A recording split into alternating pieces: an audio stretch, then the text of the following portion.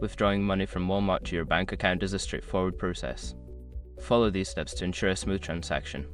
Step 1. Gather required information.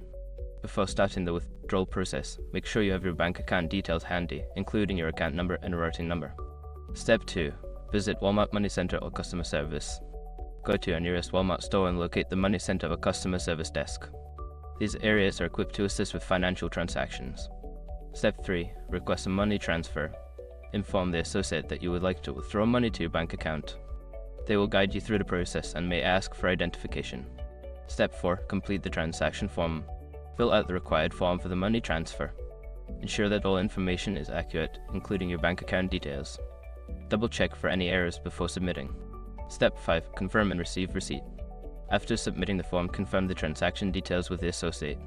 Once everything is verified, you will receive a receipt.